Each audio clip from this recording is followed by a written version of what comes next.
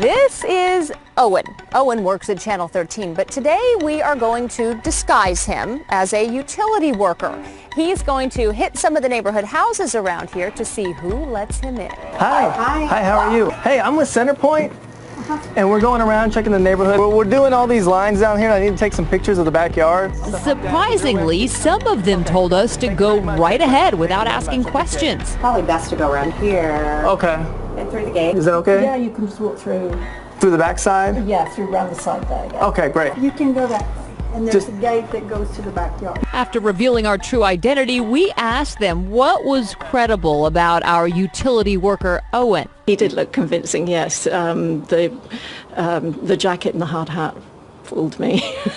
He just acted very honest, and I trusted him. He knew what he was going to say, and he, like he's a seasoned pro. We have seen burglaries that have taken place as a result of these type of tactics. How are you? Good. Precinct One Constable Rosen accompanied us to offer up some advice. And then they distract you to the front of the house or the back of the house, traditionally back of the house because you're going back there to see what they're doing. Sure. And then somebody else, another group breaks into the front of the house. And so it's important to ask for, company identification, work orders.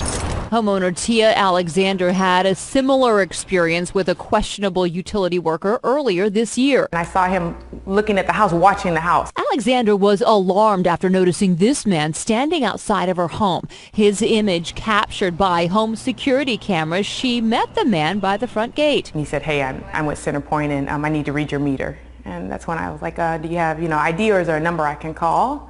And he was like, "Well, no, if you don't trust me, just forget about it." Alexander says he quickly drove off in his truck. And most oftentimes they will go after the most vulnerable, which are the elderly customers. John Slanina with Centerpoint Energy says this is an ongoing problem. Typically we will get a call once every 2 weeks. If they do not have an ID badge, or they look suspicious, we want you to contact Centerpoint Energy, and we also want you to call the police. We're taking pictures of people's backyards. All right, back to our neighborhood experiment. There were a few homeowners who didn't fall for it. Can I see your credentials? I actually don't have any credentials on me. It's in my truck. You kidding me?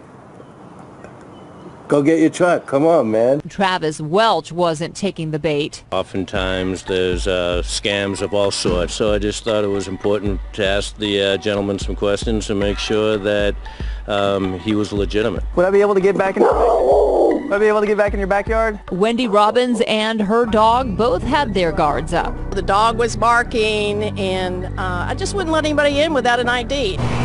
Alexander says after her experience, she can't stress enough the importance of asking for identification. Protecting your safety is not being impolite. It's okay to ask questions and to validate, and we just live in a society that I think that is just basic practice.